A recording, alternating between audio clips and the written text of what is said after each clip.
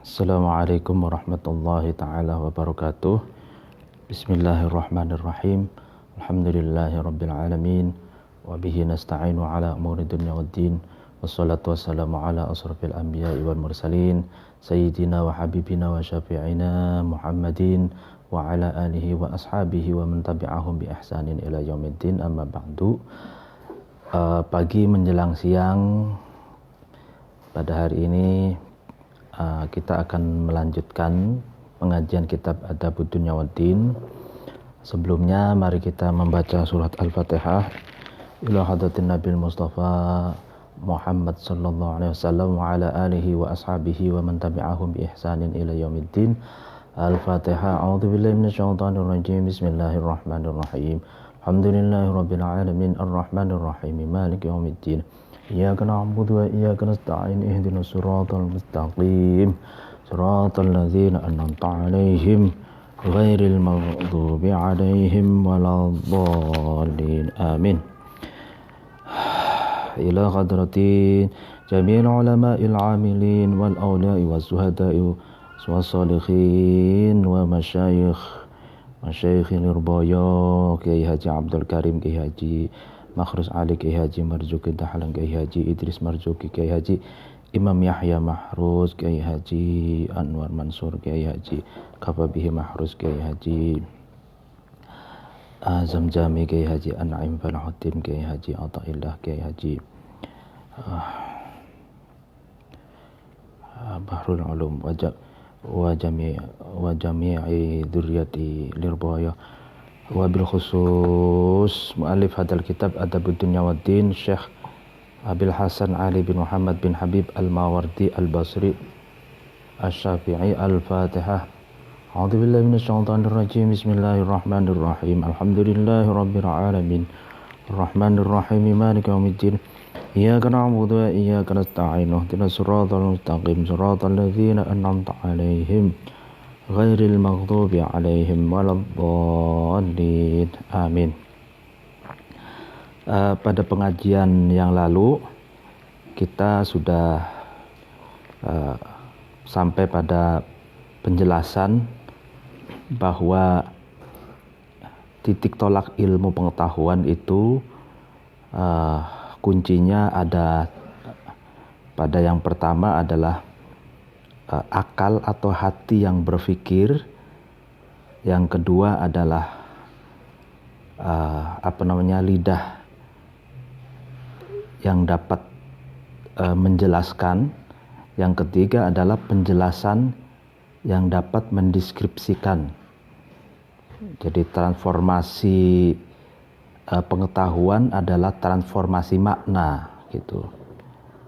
Makna dari kata yang dipahami oleh pendengar atau yang dipahami oleh santri, oleh audien atau oleh peserta didik gitu ya.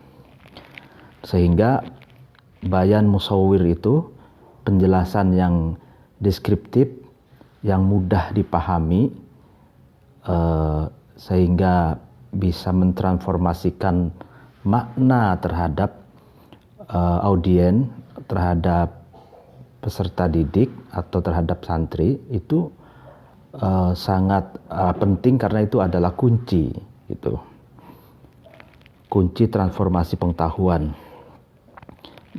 Di sini dilanjutkan asbabu khafa'il alfadi, sebab-sebab ya kesamaran atau sulitnya memahami lafad-lafad yang disampaikan. Wa in lam yafham, dan ketika thalib tidak bisa memahami ma'aniyama, terhadap makna-maknanya sesuatu, terhadap arti sesuatu, sami'a, yang thalib itu mendengarkannya, kasyafa, maka thalib itu bukalah, kasyif, maka bukalah thalib anis sababi, dari sebab al-mani'i, yang mencegah, minha, dari ma'ani. Liya'lama, supaya thalib itu mengetahui al-illata terhadap penyebab. Ilat itu bisa penyebab, bisa penyakit itu.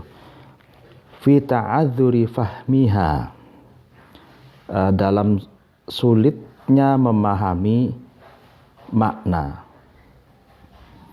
Jadi ketika seorang thalib itu tidak dapat memahami makna, memahami arti sesuatu yang dia dengarkan, maka thalib itu harus segera membuka penyebab yang dapat menghalang-halanginya agar dia tahu apa sebabnya dia sulit untuk memahaminya itu. Fa'innahu, maka sesungguhnya bi ma'rifati asbabil asya'i, dengan mengetahui sebab-sebab sesuatu, wa illatiha, dan alasan-alasan atau kendala-kendalanya sesuatu, asya itu, yasilu, maka thalib itu sampai, ya kan, ila talaqima, kepada menyusul atau menemukan sesuatu, syadda, yang keluar sesuatu itu, wal solahima, dan memperbaiki sesuatu, fasada, yang rusak. Jadi dengan mengetahui sebab-sebab kendala-kendala, maka thalib itu bisa tahu itu apa saja yang keluar, maksudnya keluar dari batas yang mestinya dia paham, kok kenapa tidak paham gitu, dan dapat memperbaiki sesuatu yang rusak. Jadi ketika seorang thalib tidak paham gitu ya dengan pelajarannya yang diakses melalui panca indera, pendengarannya itu, maka segeralah muhasabah, segeralah introspeksi, apa ini penyebab yang dapat menghalang-halangi dirinya untuk bisa memahami pelajaran gitu, atau audien sulit memahami makna-makna atau arti-arti yang disampaikan oleh orang yang menjelaskan itu. Nah, ini apa sebabnya gitu? Itu harus dicari tahu gitu. Walaisa, dan tidak ada, yahlu, sepi, as-sababu, sabab, al-mani'u, yang dapat mencegah, min dalika, dari makna, min thalathati aqsamin, dari 3 bagian. Jadi penyebab yang dapat mencegah seseorang untuk memahami makna atau arti yang telah didengarnya itu tidak lepas dari 3 sebab. Jadi ada 3 sebab yang dapat mencegah seseorang untuk mudah memahami arti, mencegah seseorang mudah memahami makna-makna yang telah didengar, yang telah diakses melalui pendengarannya itu. Imma ayyakuna, yang pertama, ada kalanya sebab itu ada li'illatin, karena alasan atau penyakit, kendala, ya, fil kalami, dalam ucapan, al mutarjimi, yang diterjemah, anha, dari alfadul kalam, dari lafad-lafad yang diterjemah itu. Ini yang pertama, sebab yang dapat mempersulit seseorang untuk memahami itu yang pertama kendalanya ada pada uraian hasil dari penerjemahan yang dipaparkan oleh seseorang dari teks aslinya gitu. Ya, jadi yang pertama, wa imma ayakuna, yang kedua ada kalanya sebab yang dapat menghalangi untuk mudah dipahami itu li'illatin karena kendala, karena sebab fil makna, di dalam makna, ya kan, al mustauda, yang dipinjam, ya kan? Fiha, di dalam al fadil kalam. Nah, yang kedua sebabnya itu terletak pada makna yang dipinjamkan dalam teks dasar. Itu. Yang pertama kan di uraian yang diterjemah dari teks dasar, ya kan? Yang kedua itu makna, gitu.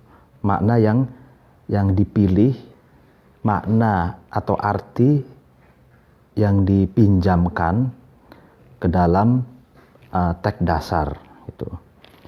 Yang ketiga, wa imma ayakuna, adapun sebab itu ada, sebab al-mani itu li'illatin karena sebab fis-sami'i, kendalanya ada dalam seorang yang mendengarkan, al-mustakhraji, yang mengambil atau mengakses makna itu.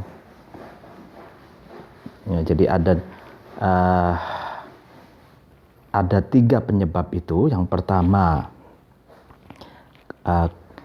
sebab yang dapat mempersulit atau mencegah seseorang untuk memahami itu, yang pertama terletak pada teksnya, teks yang diterjemah itu kan. Yang kedua pada makna, yang ketiga pada pendengarnya itu sendiri, berarti audiennya, ya, atau santrinya atau muridnya gitu.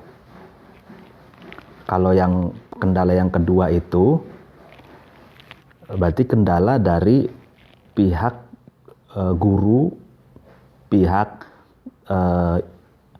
yang menjelaskan kalimat itu.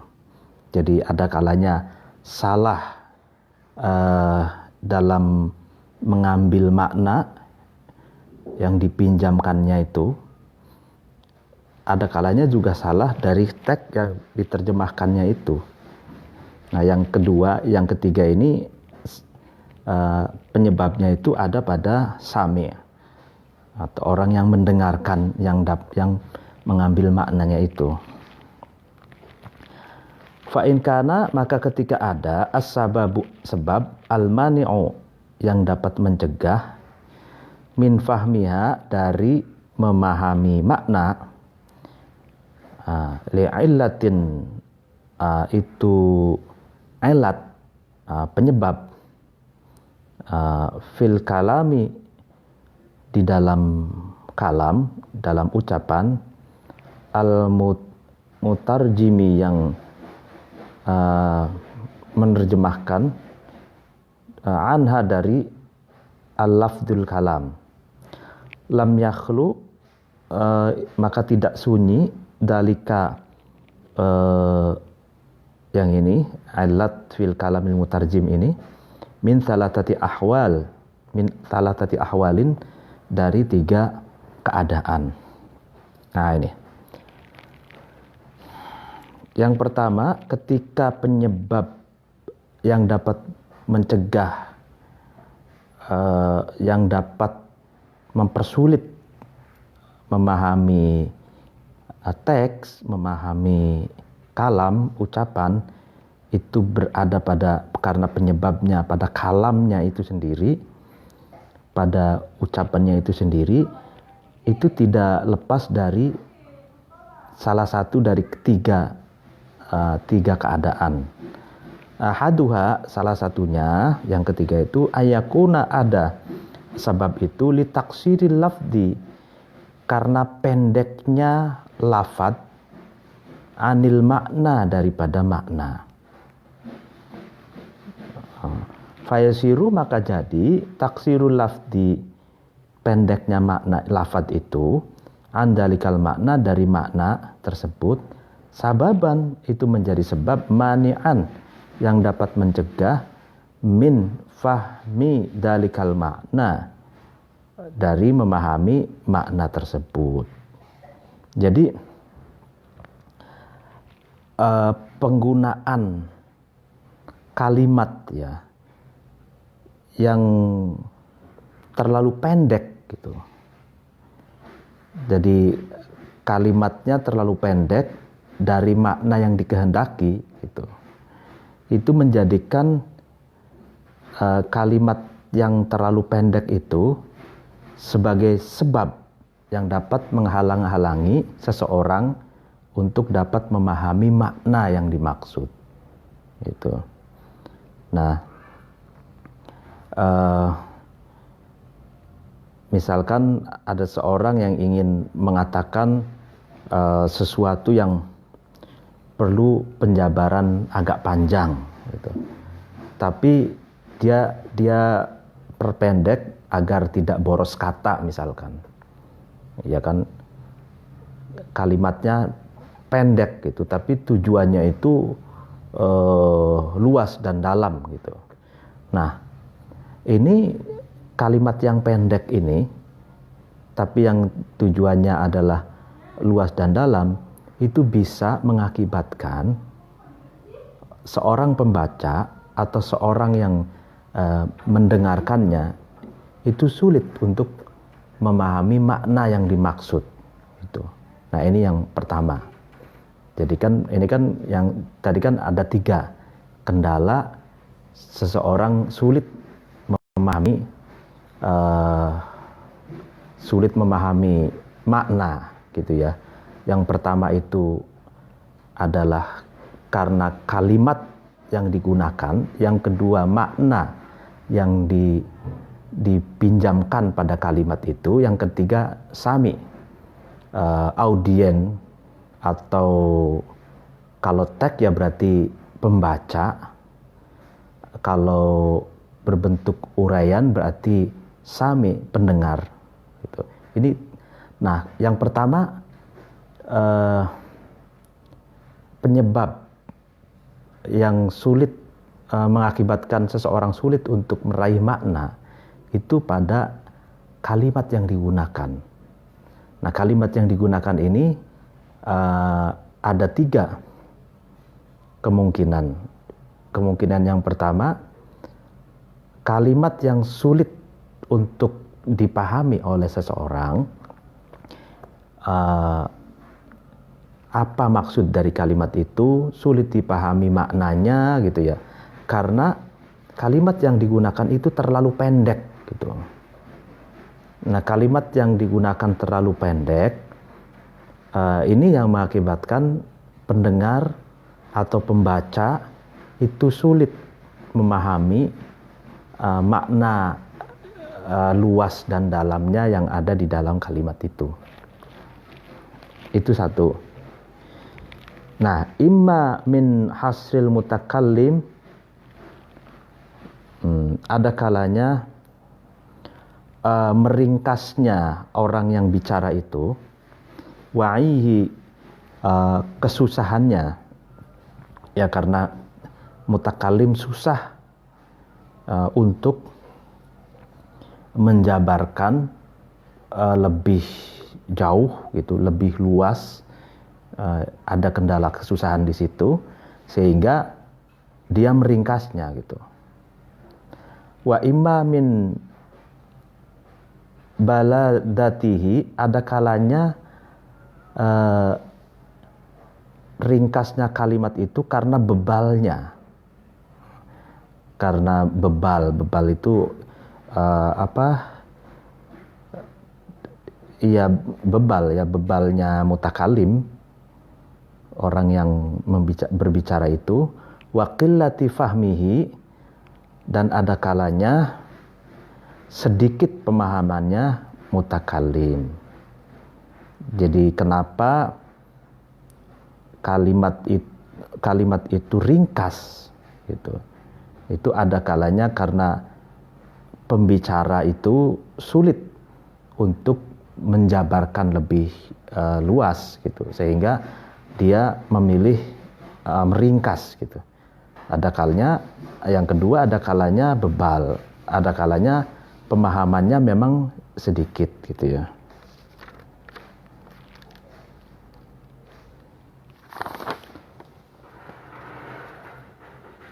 Nah, wal halah atsaniyah, adapun keadaan atsaniyatu yang kedua, ayakuna, ada sebab almani itu sebab yang mencegah untuk memahami makna itu, li ziyadati lafti, itu karena berlebihannya lafad alal makna, atas makna yang semestinya. Artinya lebay lah ya. Jadi berbusa-busa, lebay, kalimatnya terlalu banyak, melebihi dari makna yang dimaksud. Nah, itu pun dapat mengakibatkan seorang pendengar atau dapat mengakibatkan seorang pembaca itu sulit memahami makna yang dimaksud, tujuan yang dimaksud. Fatasiru, maka jadi azyadatu, tambahan, ailatan, itu menjadi penyebab, mani'atan, yang dapat mencegah, min fahmil maksudi, dari memahami maksud, minhu, dari lafad. Jadi uraian yang berlebihan, ya kan, penjabaran yang berlebihan, kalimat yang berlebihan, itu ya dapat menjadi penghalang untuk memahami maksud dari kalimat tersebut. Artinya bertele-tele lah ya. Itu bertele-tele, penyebab orang sulit untuk memahami maksudnya. Wahada, adapun ayakuna li ziyadatil lafti, jadi kan berarti yang pertama itu kan taksirul lafti alal makna, lafadznya, kalimatnya itu terlalu pendek daripada makna yang dimaksud. Nah, yang kedua ini kalimatnya itu terlalu berlebihan daripada makna yang dimaksud. Nah, wahada, ini maksudnya kalimat itu berlebihan dari makna yang dimaksud. Qad yakunu, itu terkadang ada, min ahadi wajhaini, dari salah satu dua unsur. Nah, ini imma min hadril mutakallimi, ada kalanya hadri itu berceloteh, ya, berceloteh atau ngigau atau bicara tidak karuannya mutakallim, orang yang berbicara, wa iktarihi, dan terlalu banyak ngomongnya mutakallim. Ihdar itu, nah ini penyebab kalimat yang terlalu panjang, terlalu berlebihan dari makna yang dimaksud, itu ada kalanya karena mutakallimnya itu bawel ya, kalau bahasa Betawinya itu bawel, atau kalau cerewet gitu ya, atau terlalu banyak bicara yang tidak karuan gitu, pemborosan kalimat sehingga kan. Itu yang pertama. Wa imma li su'i dhonnihi, ada kalanya buruk sangkanya mutakallim bifahmi sami'ihi, terhadap pemahaman orang yang mendengarkannya mutakallim. Ya kan kadang kan kita kalau sebagai pembicara ya kan berhadapan dengan pendengar, ya kan kalau kita buruk sangka terhadap pendengar, misalkan asumsi kita, wah jangan-jangan apa yang kita sampaikan ini tidak dapat dipahami oleh pendengar. Ya, maka biasanya kita akan menguraikannya panjang lebar, kadang di luar konteks gitu, tidak secukupnya, karena kita punya asumsi takut apa yang disampaikan oleh kita itu tidak dipahami oleh pendengar, sehingga kita berusaha untuk agar pendengar itu memahami apa yang dimaksud oleh kita. Malah justru kalau berlebihan kalimatnya, maka itu bisa menjadi penghalang bagi pendengar untuk memahaminya. Ingin hati agar pendengar itu memahami, tapi malahan sami atau pendengar itu tidak dapat memahaminya gitu. Apa yang kita maksudkan. Jadi kalimat yang bertele-tele itu yang meskipun tujuannya agar pendengar itu paham, tapi malahan nanti pendengar itu sulit untuk memahami. Walhalu, adapun keadaan as-salisatu yang ketiga, ayakuna ada as-sabab al-mani itu sebab yang dapat mencegah untuk memahami makna, limawadi'ata, karena ini mawadi'ah ini al-uruf al-khas bi ilmin aw fanin aw sinaatin aw naqwiha di syarahnya itu. Jadi tradisi, ya kan, tradisi khusus atau adat istiadat khusus, ya, tradisi khusus, ya,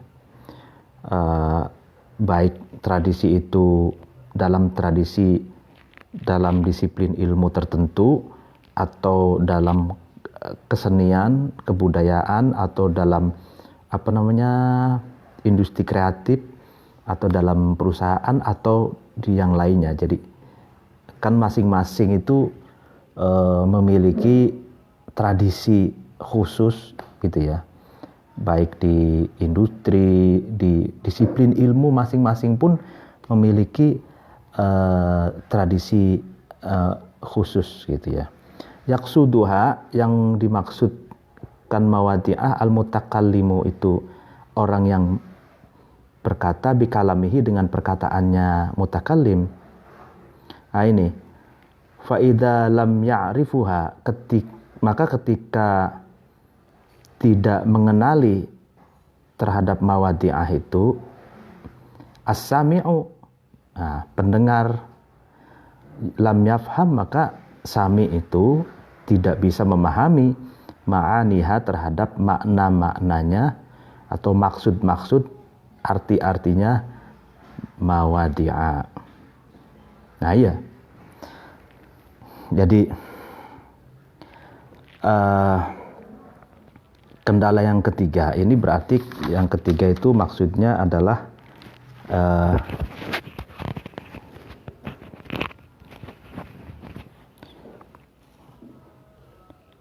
kendala yang ketiga itu ilat fisami al-mustakhraj, itu kendala pada pendengar yang mengakses makna itu. Nah, ini kan pendengar itu tidak dapat memahami maksud dan tujuan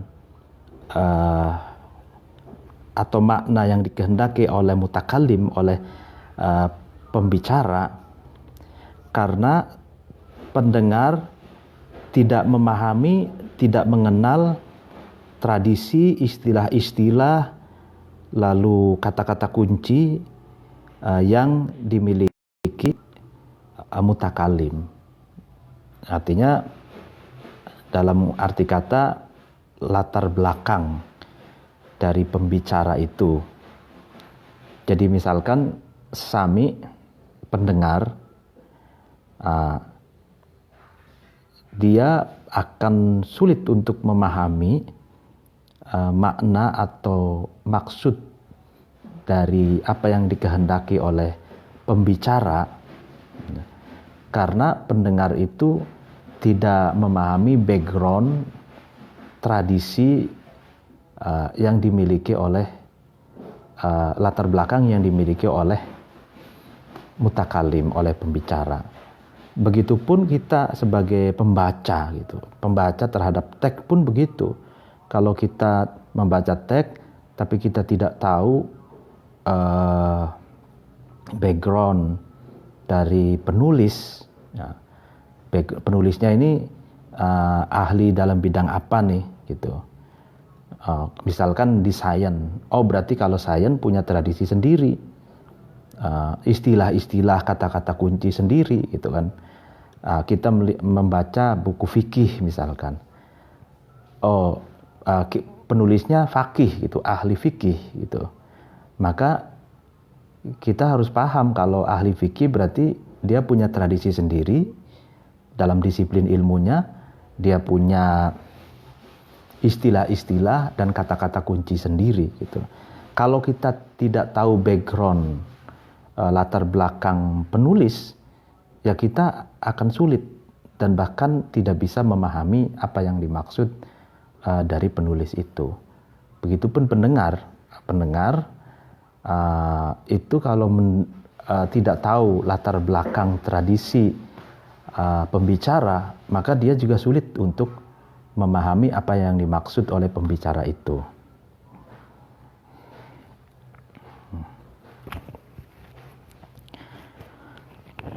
Jadi ya ini relasi antara author, penulis, lalu kemudian pembaca, ya kan, lalu teks, makna, lalu latar belakang dari author, latar belakang dari penulis gitu. Jadi pembaca membaca teks itu bisa memahami makna dari teks itu setelah mengenali latar belakang penulisnya, seperti itu, latar belakang autornya gitu. Begitu juga pendengar, ya kan, pendengar, pembicara, lalu kemudian pembicaraan. Nah, pendengar ini baru bisa memahami makna dan maksud apa yang dibicarakan oleh pembicara kalau pendengar ini, audien ini memahami latar belakang dari pembicara gitu. Fa amma taksirul lafzi, maka adapun pendeknya kalimat, wa ziyadatuhu, dan panjangnya kalimat, faminal asbabi, itu bagian dari sebab-sebab, al khossoti, yang khusus, dunal amati, bukan umum. Li'annaka, karena sesungguhnya kamu, lasta, itu tidak ada kamu, tajidu, itu menemukan kamu, dalika, terhadap taksirul lafzi wa ziyadah, aman, secara umum, fi kulli kalamin, di setiap kalimat. Wa innama tajiduhu, tapi kamu menemukan dalika itu, taksirul lafzi wa ziyadah itu, fi ba'dihi, di sebagian kalimat. Ya. Fa in adalta, kemudian ketika kamu berpindah, anil kalami, dari kalam, al muqassiri, yang pendek, ilal kalami, terhadap kalimat, al mustawfi, yang cukup, ya. Wa aniz zaidi, dari kalimat yang berlebihan, ilal kafi, kepada kalimat yang cukup. Arohta, maka kamu dapat mengistirahatkan nafsaka terhadap dirimu, min takallufima dari kesulitan sesuatu, yukaddiru yang menyusahkan, ma itu khotiroka terhadap hatimu, ya kan? Jadi pendek atau panjangnya kalimat, ya kan? Nah, itu kasuistik saja gitu katanya. Tidak semua kalimat seperti itu. Tapi baiknya kamu memindahkan atau berpaling dari kalimat yang pendek gitu, yang dapat yang sulit untuk dipahami, itu menuju kalimat yang cukup gitu, atau kalimat yang berlebihan, dari kalimat yang berlebihan menuju ke kalimat yang cukup. Jadi maksudnya kalau kita sebagai penulis tuh, atau ya sebagai penulis misalkan, maka gunakanlah kalimat yang tidak terlalu pendek, juga tidak terlalu berlebihan gitu. Usahakan mencari kalimat yang cukup gitu, al-kafi. Jadi menghindari kalam al-muqassir, kalam yang terlalu pendek, kalimat yang terlalu pendek, dan menghindari kalimat yang terlalu panjang. Jadi harus kalimat yang dapat dipahami dan kalimat yang cukup gitu, sehingga orang yang membacanya itu mudah memahami, dan orang yang membacanya pun bisa dengan rileks gitu membacanya, hatinya itu tidak sulit atau akalnya itu tidak sulit untuk memahami itu. Nah, begitupun orator gitu. Orator ketika menyampaikan orasinya juga seperti itu. Tidak boleh terlalu pendek, tidak terlalu panjang gitu. Kalimat yang cukup, yang membuat audien itu rileks gitu. Tidak mengernyitnya keningnya. Sulit sekali nih, apa ini maksudnya, kan begitu kalau terlalu pendek atau kalau terlalu panjang gitu.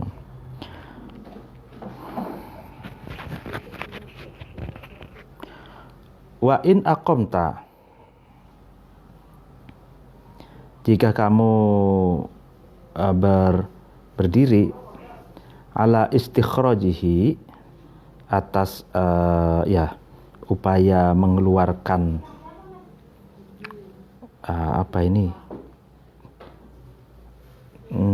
kalimat, imali darurati da'tika, ada kalanya karena darurat menarikmu, imali daruratin, ada kalanya karena darurat, da'atka yang menarik darurat itu terhadapmu, ilaihi kepada istikhraj, inda i'wazi ghairihi, ketika sulitnya selain kalam, auli hamiyatin, atau karena hamiyah itu emosional atau berapi-api, atau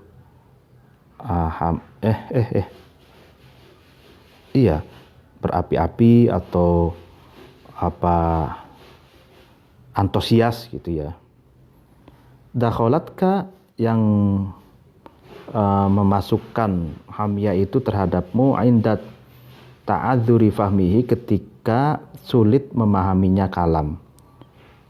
Fangdur, maka lihatlah, fi sababi ziyadati, dalam sebab tambahan, wa taksiri, dan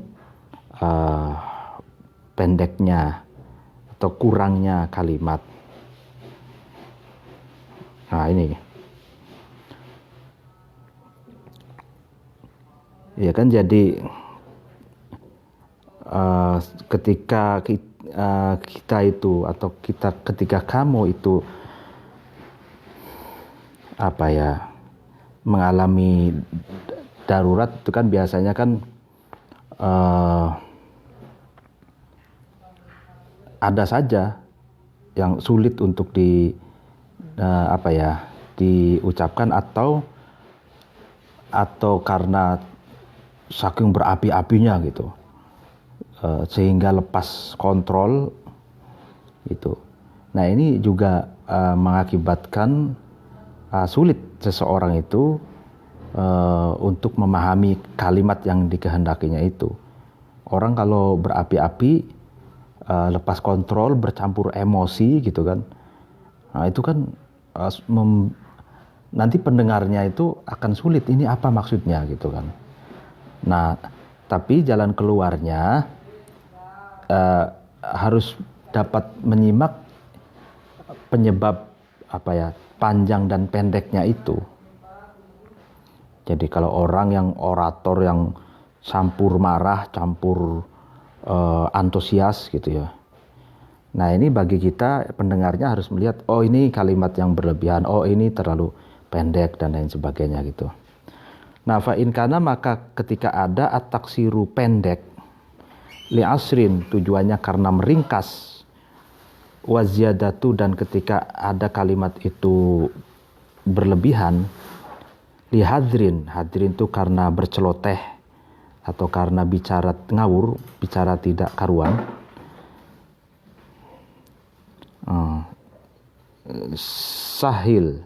Suhila sahila, maka mudah alaika atasmu, istikhrajul makna, mengeluarkan makna, minhu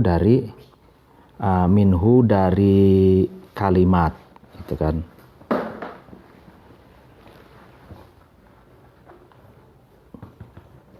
Ya minhu dari kalimat, li annama, karena sesungguhnya sesuatu, lahu bagi ma minal kalami dari kalimat, fusulun mahsulun,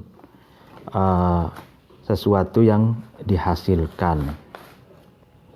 La yajuzu, tidak boleh, ayakuna ada al-mutakhayyil, al-mukhtal, cacat ya, minhu dari kalimat, aktsaru itu lebih banyak, minas sahihi daripada sahih, wa fil aktsari itu lebih banyak, alal aqoli daripada lebih sedikit, dalilun dalil. Iya, jadi ketika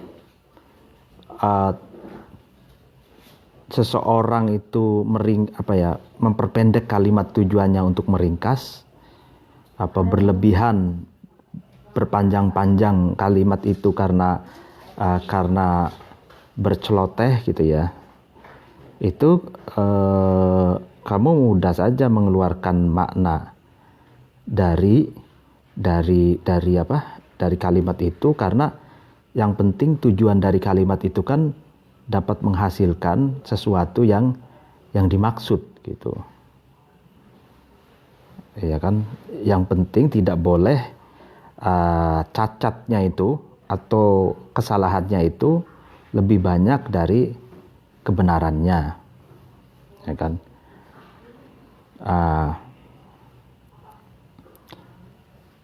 Nah, wafil aktsari alal aqalli dalilun, dan di dalam sesuatu yang lebih banyak daripada lebih kecil itu sebagai pertanda. Iya, jadi yang terpenting kalimat itu dapat dipetik apa yang dimaksud dari kalimat itu. Itu. Jadi misalkan ada orang yang hadr, berceloteh atau bicara tidak karuan, nah ya kita dengarkan saja gitu. Karena kalimat yang berceloteh atau tidak karuan itu pasti ada intinya, Di situ intinya apa? Gitu. Mahsulun, ada kalimat itu yang penting mahsul, dihasilkan dari kalimat itu apa gitu. Wa in kanat, dan ketika ada ziyadatul lafzi, bertambahnya kalimat, alal makna, atas makna, dalilan itu sebagai dalil, lisu'i dhannil mutakallimi, sebagai tanda buruk sangkanya pembicara, bifahmis sami'i, terhadap pemahaman pendengar, karena maka ada istikhrajuhu, jalan keluarnya atau mengeluarkannya makna, ashal, itu lebih mudah, ya kan. Jadi ketika seorang pembicara menduga, berasumsi bahwa pendengar itu belum memahaminya, sehingga dia menjelaskannya secara bertele-tele, menjelaskannya berlebihan. Nah ya kan, nah, itu lebih mudah gitu, karena lebih mudah untuk ditangkap makna yang dimaksud dari mutakallim atau pembicara itu. Wa in kana, dan jika ada taksirul lafzi, pendeknya lafadz, anil makna, daripada makna aslinya, lisu'i fahmil mutakallimi, karena buruknya pemahaman pembicara. Nah ini fahuwa, maka taksirul lafzi alal makna itu as'abu, itu as'abul umuri, itu lebih sulit-sulitnya sesuatu, sulit-sulitnya keadaan, halan keadaan, wa ab'aduha, lebih jauh-jauhnya umur, istikhrajan, jalan keluar atau mengeluarkan ya. Li'annama, karena sesungguhnya sesuatu, lam yafhamuhu, yang tidak dipahami, yang tidak memahami terhadap ma itu, mukallimuka, itu orang yang berbicara terhadap kamu, fa'anta, maka kamu, min fahmihi, dari pemahaman ma, ab'adu, itu jauh, lebih jauh gitu. Oh, illa antakuna, kecuali keberadaan kamu, bifarti dzakaika, sangat pintarnya kamu, wajaudati,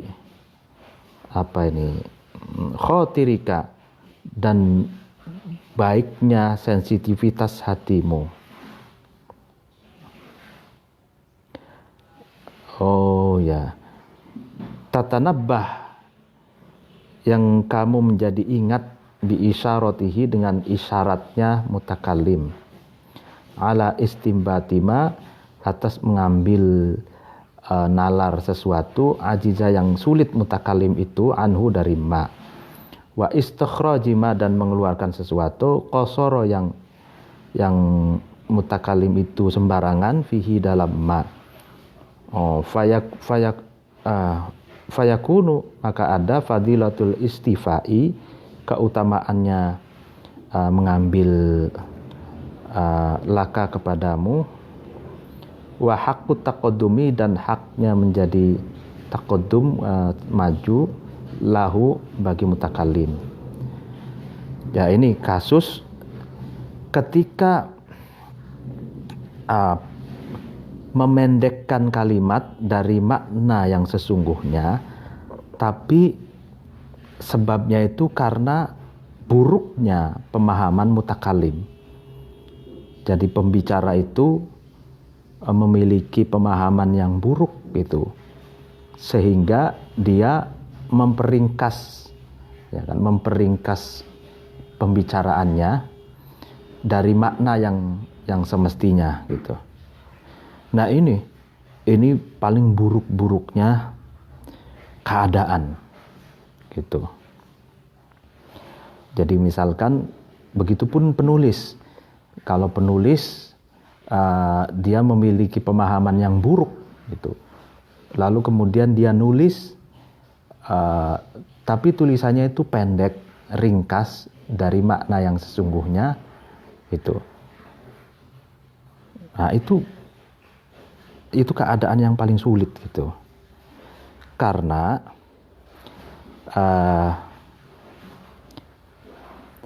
dia tidak paham apa yang dia tulis gitu.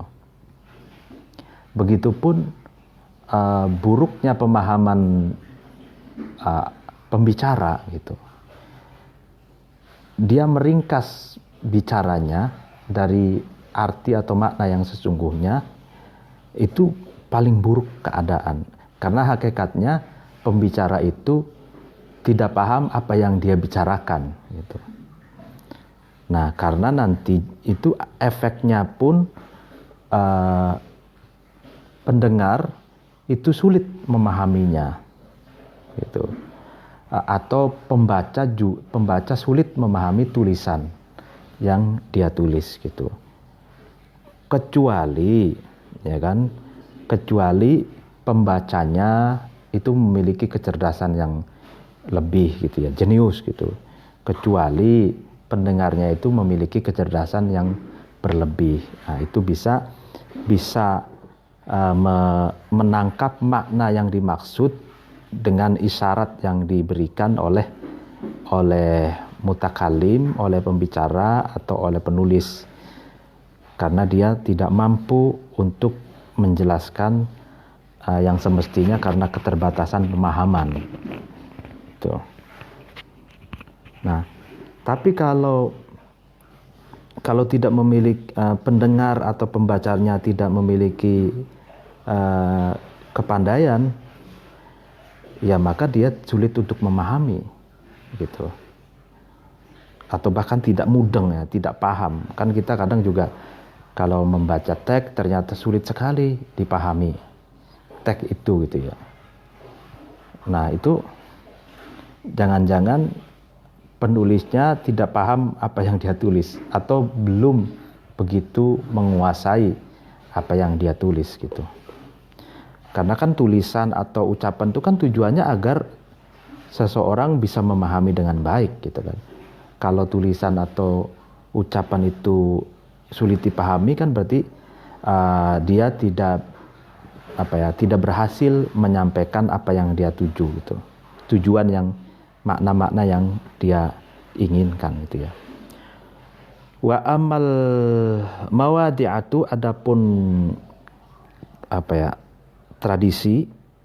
Tadi itu tradisi itu al-uruf al-khas, tradisi khusus baik dalam satu rumpun pengetahuan atau kesenian, kebudayaan atau keterampilan atau yang lainnya. Fadorbani itu ada dua macam.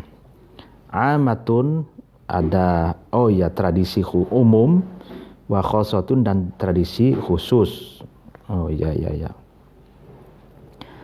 Fa amal amatu, adapun tradisi umum, fahia adapun amah, mawadi'atul ulama'i, tradisinya para ulama. Fima, dalam sesuatu, ja'aluhu, yang ulama itu menjadikan ma itu alqaban, terhadap laqab atau terhadap nama-nama, lima'anin, bagi makna-makna. La yustaghna, yang tidak cukup, al-muta'allimu, santri atau pelajar, anha, dari alqab. Wala yaqifu, dan tidak tahu muta'allim itu ala makna kalamihim, atas makna ucapannya, ammah illa biha, kecuali dengan alqab itu. Jadi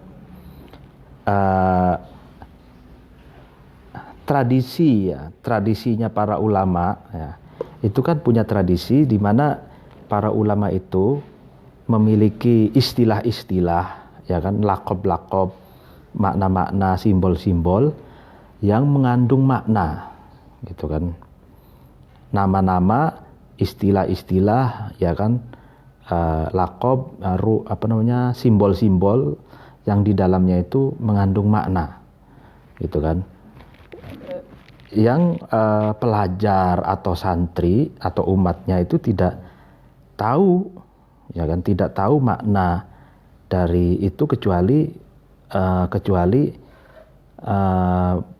melihat simbol, melihat nama, melihat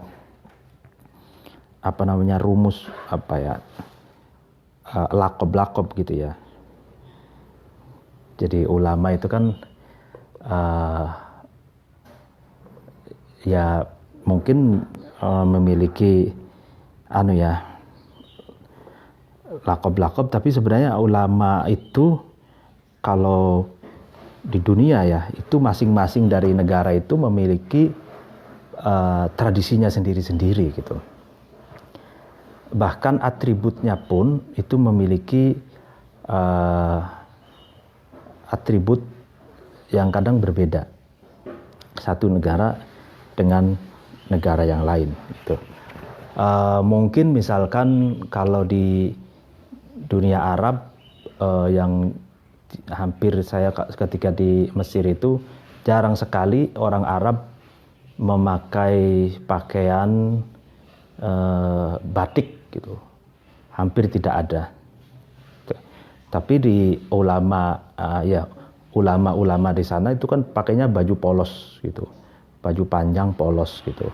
Nah kalau di sini itu kan pakai batik itu misalkan, jadi memiliki tradisi sendiri-sendiri.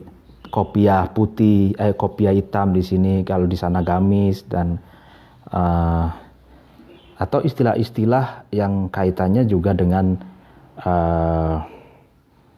dunia pesantren gitu. Dunia pesantren itu kan ada semacam bilik-bilik, ada kalau di Lirboyo itu ada bancik, ada ngaji, istilah-istilah ngaji itu juga, misalkan ada ngaji sorogan, ada ngaji bandongan, ada lalaran, menghafal nazom itu lalaran, lalu ada lagi tahfidz, hafid, padahal penghafal Quran itu aslinya hamil gitu ya kan, hafid katanya gitu. Sekarang itu banyak berdiri pesantren tahfidz gitu ya. Terus ada lagi ngaji kuping ya kan. Ada lagi kalau di tradisi pesantren tradisional itu diktat pesantren itu ada takrir, ya, ada tahrir, ya kan. Lalu kemudian ada semaan Quran kan gitu ya. Terus ada, dan banyak sekali istilah-istilah, lakob-lakob, nama-nama yang khusus di dunia pesantren yang diciptakan itu sebenarnya dari para ulama pesantren gitu ya. Kama ja'ala, sebagaimana menjadikan al-mutakallimuna, para ulama ahli kalam, ahli tauhid ini, al-jauharo, terhadap kalimat jauhar, wal a'rado, kalimat a'rad, wal adsama, kalimat adsam, al-qoban, sebagai nama-nama, wada'uha, yang mutakallim itu meletakkan terhadap jauhar, a'rad, adsam itu, lima'anin, terhadap makna-makna, ittafaku, yang telah disepakati oleh mutakallim, alaiha, terhadap atas makna. Jadi sebagaimana ahli mutakallim, ahli fikih itu menjadikan kalimat jauhar. Jauhar itu diartikan atom, a'rad itu accident, adsam itu jisim-jisim, jasad. Istilah-istilah ini oleh mutakallim jadikan sebuah nama yang memiliki makna khusus yang telah disepakati oleh mutakallim. Kan?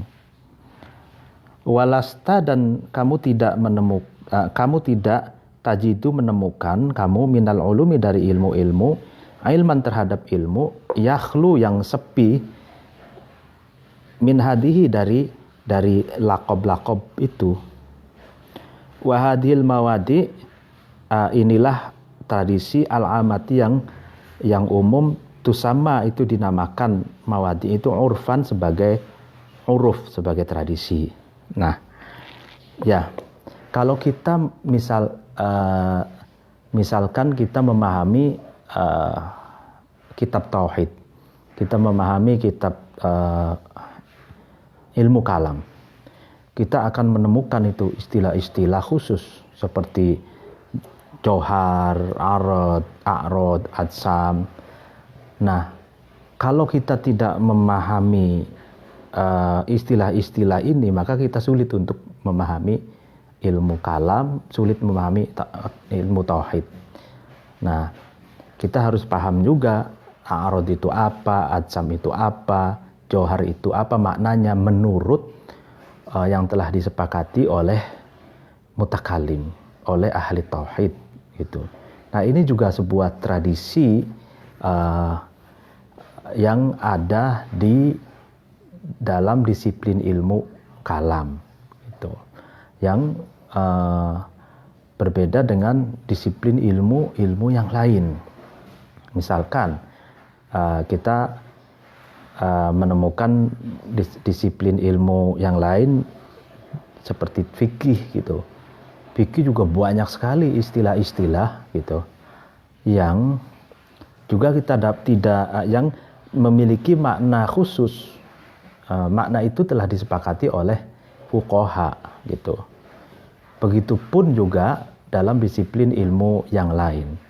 Itu juga memiliki istilah-istilah kunci yang maknanya itu telah disepakati oleh masing-masing ulama, masing-masing ulamanya sendiri-sendiri gitu. Nah, itu sebuah tradisi gitu.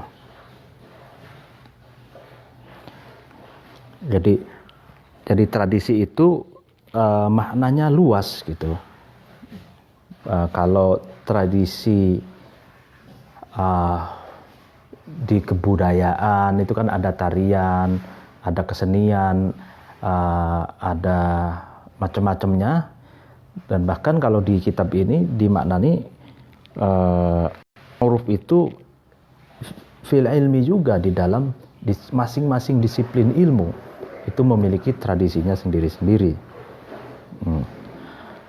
Wa ammal khossatu, adapun tradisi yang khusus, ya kan, famawadi'atul wahidi itu tradisi satu orang atau satu komunitas gitu. Yaksudu yang wahid itu bermaksud bibatini kalamihi, di dalam batin, dalam pendalaman kalimatnya wahid, ghairu dhahirihi, bukan terhadap bukan dohirnya kalam. Jadi tradisi satu komunitas atau seorang tertentu, dia kalau mengucapkan kalimat atau menyampaikan pesan, itu yang dituju itu bukan lahiriah atau makna teks, makna literer yang ada di dalam kalimat itu, tapi yang dimaksud adalah batiniah atau aspek esoterik, aspek dalam yang ada di dalam kalimat itu. Nah, fa in kanat, nah ini ketika ada mawaid khoso itu, tradisi khusus itu fil kalami, di dalam kalam, kanat maka ada khoso itu rumzan, itu isyarat atau perlambang, itu rumus. Wa in kanat, dan ketika ada khosoh itu, tradisi khusus itu fi syi'ri, di dalam syair, kanat maka ada khosoh itu lughzan. Lughzan itu teka-teki atau menyamarkan maksudnya. Jadi ketika tradisi khusus itu berada di dalam satu kalimat, ya kan, atau maka tradisi khusus itu bernama rumus, isyarat itu isyarat yang maknanya itu sulit tertangkap basah oleh semua orang. Jadi bisa jadi rumus itu atau kata-kata sandi itu, kata-kata perlambang itu maknanya hanya dapat dipahami oleh komunitas tertentu. Jadi simbol-simbol, ya kan, itu hanya dapat dimaknai, dimaksudkan oleh komunitas tertentu. Itu.